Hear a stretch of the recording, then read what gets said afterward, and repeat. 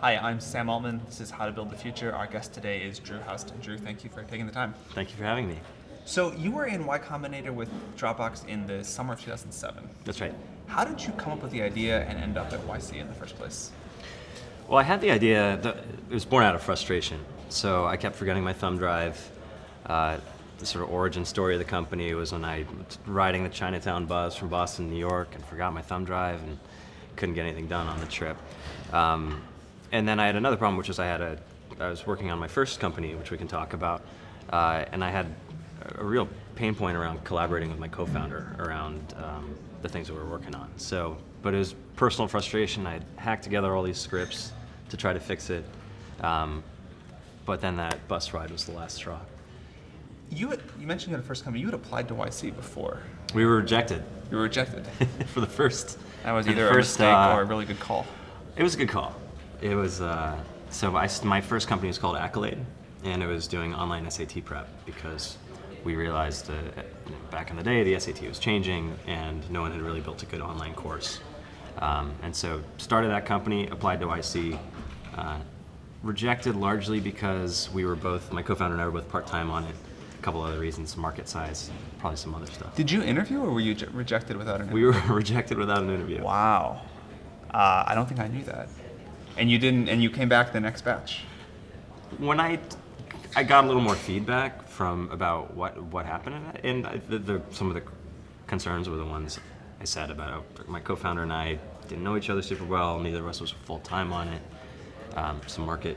What happened with issues. that co-founder? We kept working on the company until I started Dropbox, and then it sort of drifted apart. You applied to YC as a single founder and then met Arash rightly after, right? Yes. Or quickly after. So can you talk about that story? It's interesting. Usually these co-founder stories start with my childhood best we friend, played t-ball right, together, exactly. and no, Arash and I probably knew each other for maybe 2 or 3 hours before wow. we threw in together. What gave you the confidence to be okay with doing that? Well, it was funny. So I applied as a single founder to YC, and I got an email from Paul saying, hey, idea seems interesting, but you really need to find a co-founder. Only problem was application deadline was like 3 weeks away. Yeah. So that's like saying, oh, you need to get married in the next 3 weeks. So what happened was Kyle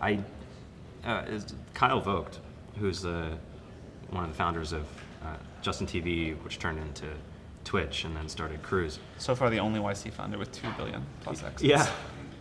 So Kyle and I knew each other from MIT. And we were both in the Entrepreneurs Club together.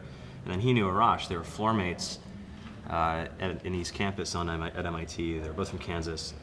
And Arash was having a pretty similar experience to one that I was having, which is we had friends who had moved from Boston, who dropped out of school, moved from Boston, settled in San Francisco. Suddenly their companies are raising millions of dollars, taking off. And so I think both of us had a little bit of cabin fever. It's frustrating to watch that happen to friends. It's motivating. It is. So literally 2 or 3 hours you guys spent together. So we got introduced. Kyle just told, I was complaining to Kyle, I need, is there anyone great that you know who could be a potential co-founder, because all my friends or the folks I was closer to, just for whatever reason, timing wasn't right, weren't ready to make the jump, whatever it was. And then Kyle suggested Arash, and so I probably have the email somewhere where Arash just said, hey, let's meet up. And we hung out in the student center for a couple hours, and he dropped out of school the next day. It was pretty wild. I have to add this to Kyle's list of special services to YC. I didn't even know this. So you guys just started working on it immediately, talked about the equity, and went forward. Pretty much. So we met up in the student center at MIT. He was already pretty excited about the concept of starting a company, of doing YC, and we hit it off. And I wish I could say that, oh yeah, here are the 17 things I was looking for, and on this 7-point scale but no, I like, this kid's clearly smart, a little quiet, but very thoughtful, and over time it became clear that this was a really good fit. How did you guys validate the need for Dropbox? I've heard stories, although maybe apocryphal, that you posted on Reddit to ask people if they wanted something like Dropbox. Well, the first real test was I made a demo video, because and it was initially just to get into YC, because the whole Y Combinator application process was pretty similar to the world where I came from, which was college admissions and test prep. And one of the things you can do to give yourself an edge in admissions is just do something different. So I knew that everybody was going to have a demo link in their application or whatever that would be, but I thought this was something that would really, that Dropbox was something that would really appeal to the Hacker News audience. And it was really to get into YC, where I made this 3-minute demo video with some music equipment that I had from my band. And I put it on Hacker News. It stayed at the top of Hacker News for 2 days. I got the thing I was looking for, which is the email from Paul. The thing I didn't want was that you also need a co-founder in 3 weeks, but that was the first. I think we did that at least twice. First to get into YC, then to build some momentum around the company. There's this infamous comment, either on that post or a future one you made, probably that one, where someone's like, I think this is the stupidest thing I've ever heard of. Like, don't these people know that wget exists? You can just use that. No one needs a company for this. Right. We send that around to other founders when they get demotivated because people shit on their idea on Hacker News or Reddit or something else. Well, we were getting it from all different directions. So, actually, we can jump to that because I think that's a really interesting point. One of the things I respect most about you is you have just like kept doing your thing no matter what noise there is in the ecosystem about Dropbox this or Dropbox that, whether it's like, I don't need this because I can use wget, or this company's overvalued, or whatever. And now you're just like this behemoth, and everyone's like, well, we were wrong about Dropbox. How do you handle just constant negativity from people saying this isn't going to work or anything like that? Well, I think the first thing is you have to recognize that is always going to happen. And we experienced that from the day we founded the company, actually before that, and all the way to now. And when you zoom out, you realize that a company like Apple, quarter after quarter, can post like the most revenue, most profit of any company in business history. It's over. And it's the next dead. day is like, but they're really dead now. So you have to appreciate that that's human nature and that's just going to happen. I think where it gets a little harder is you have to simultaneously have thick skin and be able to tune things like that out.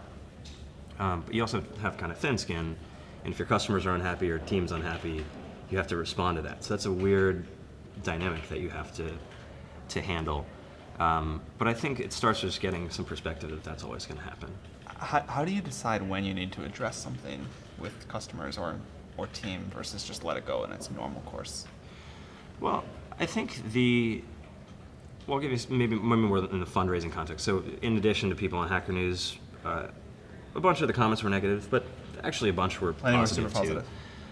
We got a lot of pushback from investors saying, hey, look, this is, Google's going to do this. It's a commodity. Online storage was kind of the startup cliche of its time, the way that Bitcoin or other things have been. And frankly, I agreed with them. I was like, yeah, Google can probably do this. Yeah, we don't really have a lot of structural advantages. Yeah, we're not really sure how we're going to make money. We don't even have users. But at the same, so that's all true. But you have to realize that's not causal. Like it's sort of just because other folks have done something doesn't mean or done it in a way that you don't think is good doesn't mean it's inherently a bad idea. Or maybe put another way, I would ask investors, do you use, yes, there are 50 of these things out there, but do you use any of them? And they would say no. And I'd say, yeah, isn't that interesting? Was this the biggest problem that you found in early days, was just the level of competition or presumed competition in the market? Competition didn't bother me that much because our sites were also a lot lower in the beginning, and really I had a target customer of one, which is really myself, and victory would be never having to carry on a thumb drive. So How long did it take you from the day you had the idea for Dropbox until you had a product until the last time you used a thumb drive? Probably about, I'd say a couple months, maybe 6 to 8 weeks. When it's early, you can make massive progress like that. But then it took a long time to make it bulletproof and sort of safe for the world to use. So what were the big initial problems? that you faced, or what were as you think back towards like the few times Dropbox almost died? Sure. What actually went really wrong? So I think the early problems, when they're real problems, were just keeping up with growth. So we had this idea, built a prototype. Prototype worked well. We made this video and we put it on Dig and Reddit, and that just blew up, which I can talk about. But then you need to build a company, because like you start a product, and then you're like, okay, we have a product, now we need users. Okay, let's go figure out how to get users. Okay, and so They always leave this part out of the movie of startups. Yeah. You know. Well, it's just you're on this treadmill of you have to, every day you have to do everything you were doing yesterday just as well or better, and then you have a bunch of new stuff to deal with. And so it's like, okay, well, we need to build the product, we need engineers. Yeah. Okay, wait, before we can get engineers, we need to pay them. I guess that means we need to fundraise. Okay, we need to fundraise, then we need a lawyer and an accountant. So just the circle keeps getting bigger. And so you deal with that by dividing and conquering. You hire people, and but then you have a new problem, which is you're hiring people to do something you don't know anything about. Suddenly everybody's running off in different directions. And so I think the hard things were really keeping up with that. The rate at which things were breaking was faster than we could fix things, and that was a really hard thing to get used to, because you're used to, especially if you're kind of used to getting good grades in school and things like that. Ben Horowitz said this well. He said the average grade for running a company is like a 22 out of 100. So when you're used to getting A's, it's a humbling thing. And you have to simultaneously keep two things in mind, which is, on the one hand, you really should aim for perfection and try to make things as good as they can be, and not, when problems arise, not tolerate them. But at the same time, you got to recognize, like, things, it's like trying to bake a cake in 5 minutes. Like, there's just going to be stuff on the walls. It's going to be a little screwed up no matter how good you are.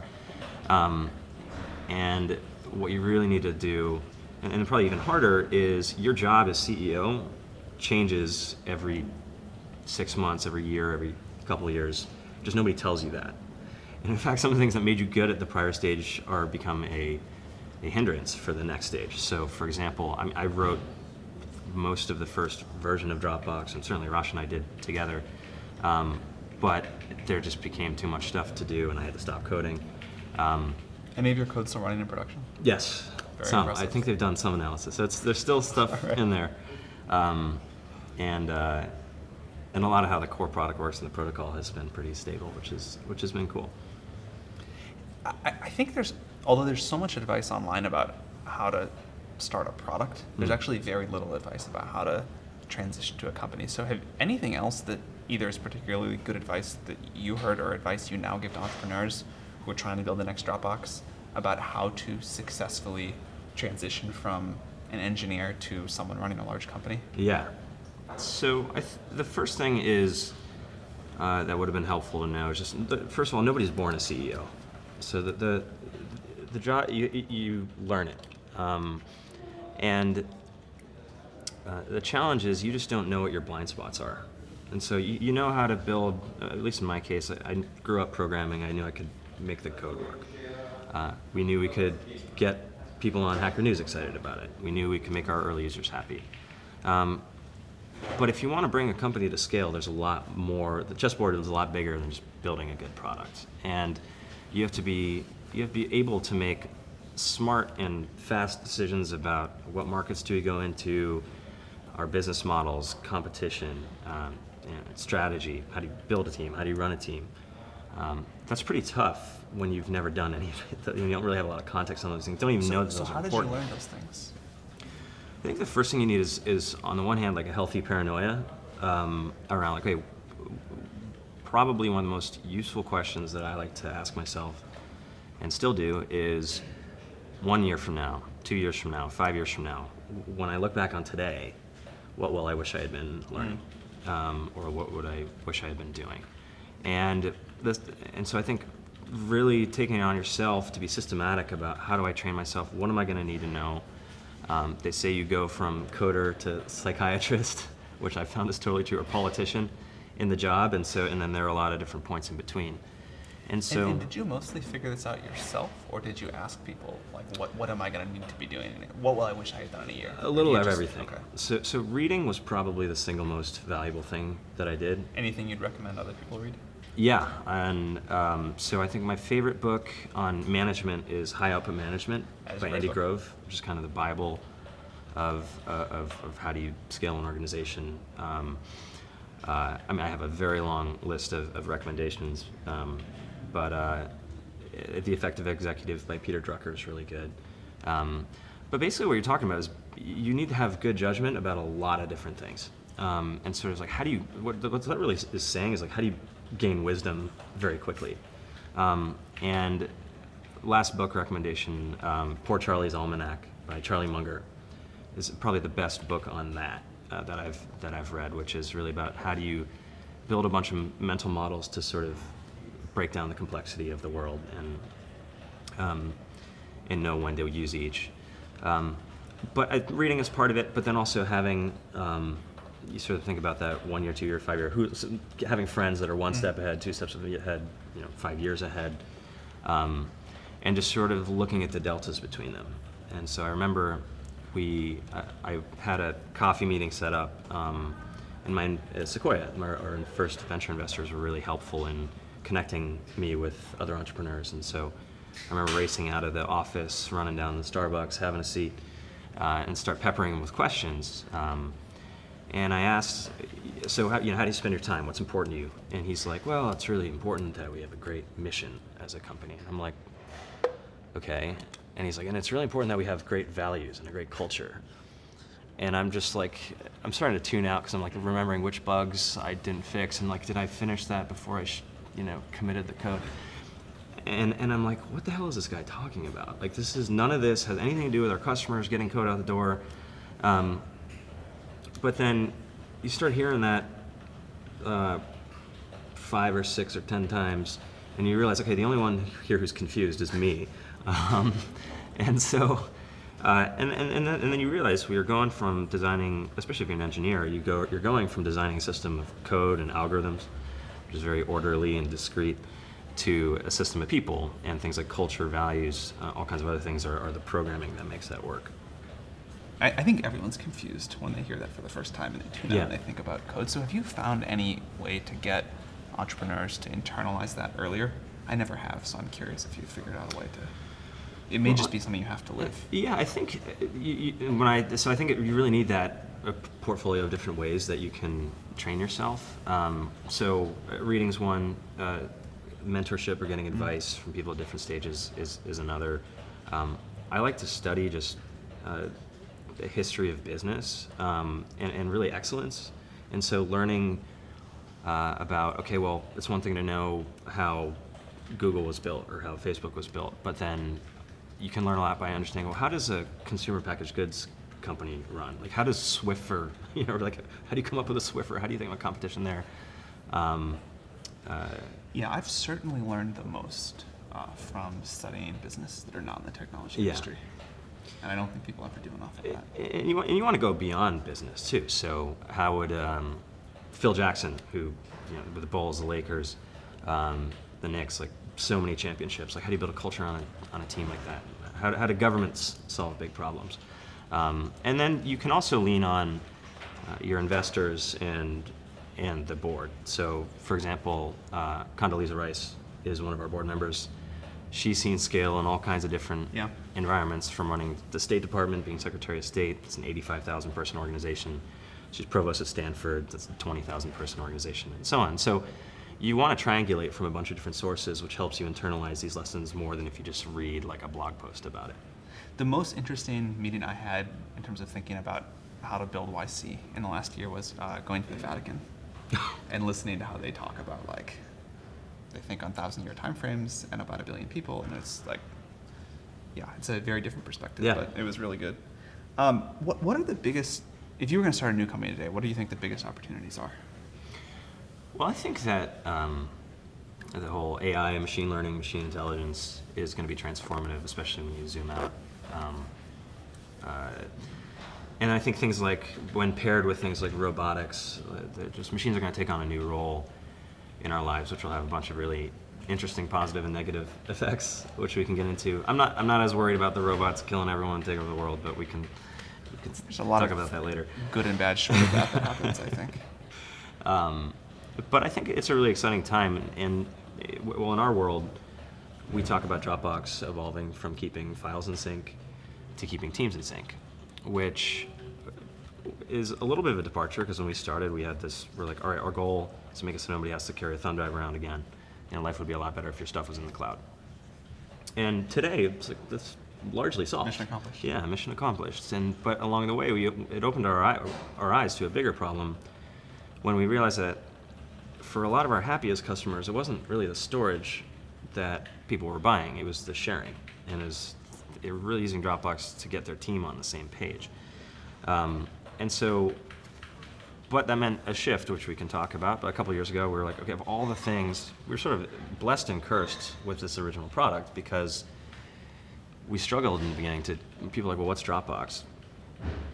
Or what's Dropbox for? And the answer, when you think about it, is, well, what's a computer for, right? What's a file for? So we ended up really supporting all these different use cases.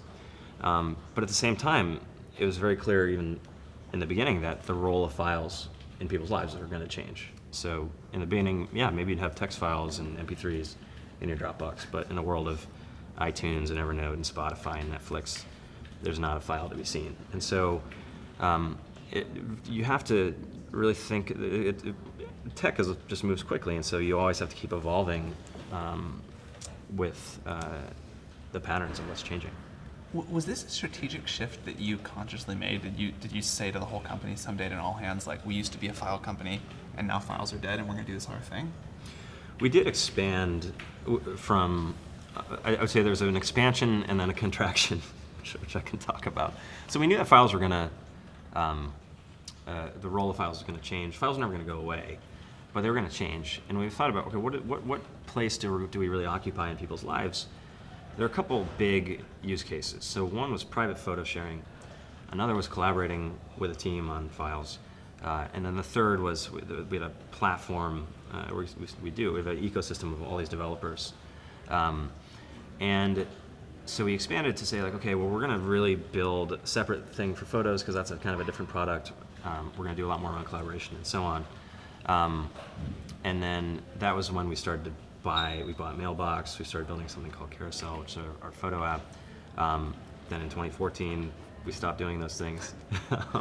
How'd you decide to stop doing them? It was tough. I think what we found was, first of all, I think it's easy to make strategies that look great on paper. And when you think about your overall market, you want to hold on to as many of these use cases as possible. And like so many of our users are so happy with things like sharing photos and we could do such a better job there. But at the same time, you look at photos and collaboration, it's like very different products, very different ideal business model, very different competition. Everything is different. And so we found ourselves sort of straddling these two worlds, which made it very hard, A, to build the best focused product, and B, it made it hard for people to understand what we were doing.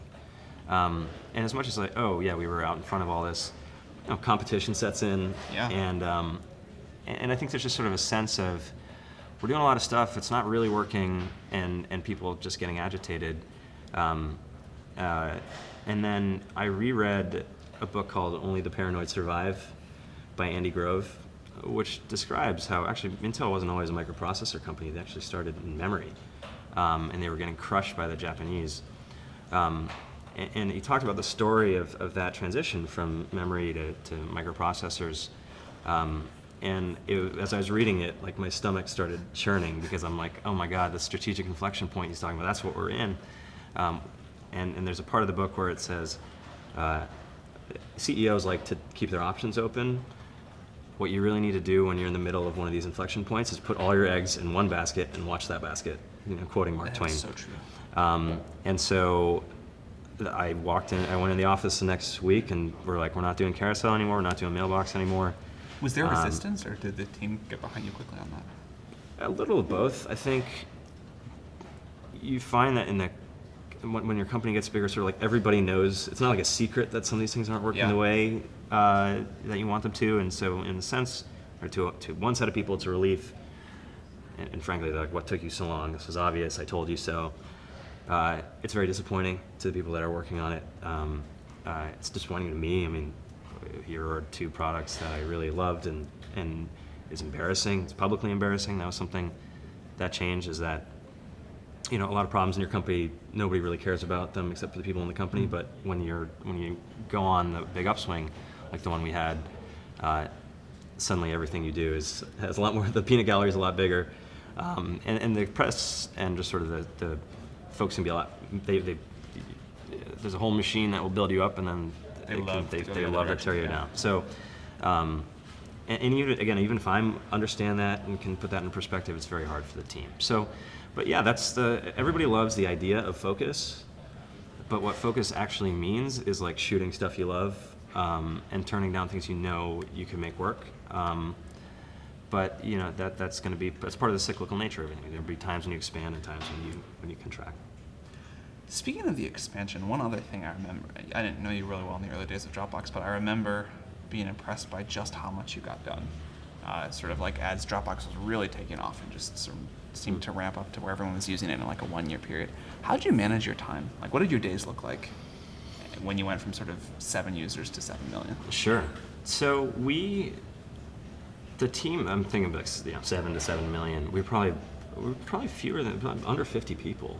And so I think there's probably a few things that have been long misunderstood or not clearly understood about our space, which is, first of all, Dropbox, part of the reason why we had so little competition for a while was Dropbox looks easy, but it's actually really hard to do. Yeah. And I knew this because I wanted to just use the other products. Like, if any of them had worked, I wouldn't be here. But it's actually really technically hard. But that said, there were a lot of competitors who built things that probably were reasonably functional, but they didn't get distribution right, and they didn't get virality right. And I had been paying attention when 2007 was kind of when the Facebook platform started to take off, and a lot of the gaming, and you had these companies which were going from 0 to 100, and like in records, there's new land speed records were set all the time. And a lot of that was through virality.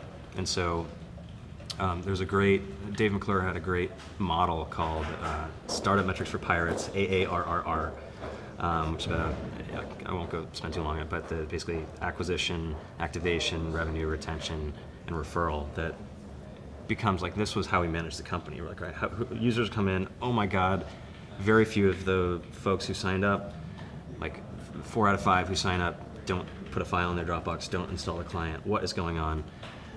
We actually brought people in off of Craigslist and watched them install the product. And we had like and we showed the video in real time to our whole team in the other room. Or we had the person and a PM in one room, the rest of the team in another room. We're like, hey, just sit down. Here's Dropbox. Go from here to sharing a file. 0 of the 5 people succeeded. 0 of 5 even came close. But really paying attention to all the activation is just one example, but all the steps and the viral engine, like tuning that as much as possible, coming up with things like the referral program, and which had this 2-sided incentive where if I tell you about Dropbox, you get free space, I get free space. That drove like 30% of our signups for a while. Shared folders inherently viral, another 20%. So half of our signups were viral. And that was something that wasn't well understood before that time. And it was inspired by some of the stuff I saw in the late 90s, like PayPal, or maybe early 2000s. PayPal had an incentive referral bonus. I had the idea for the Dig and Reddit video based on a book called Guerrilla Marketing, which is like, how do you do marketing, get users when you have no money?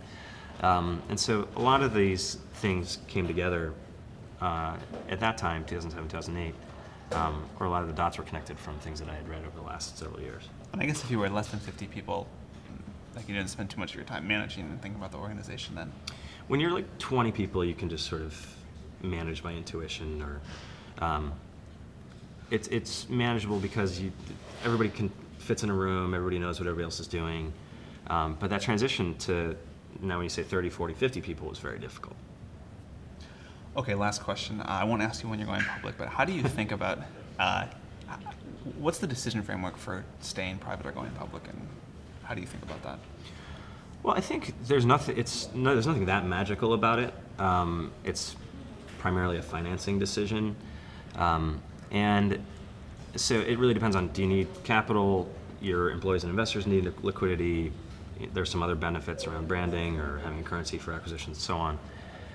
What's happened over the last 5-10 years is the private markets have found ways to solve most of those problems, and going public is a way to solve all of them. However, then operationally, it's tough for a couple reasons. One is there's a lot of overhead with compliance and regulatory stuff that where you have a lot of people in your company spending time on things that don't really have anything to do with your customers or your products, so it really is overhead. There are other elements of discipline and so on that are good, but it is a lot of overhead. The stock market tends to be manic depressive, so they're either like way more enthusiastic than they should be about your company or way less, which creates these it has a lot of impact on morale. But I think at scale, most tech companies are public, and that's the path we're charting. Great. Well, thank you very much for taking the time. Thanks for having me.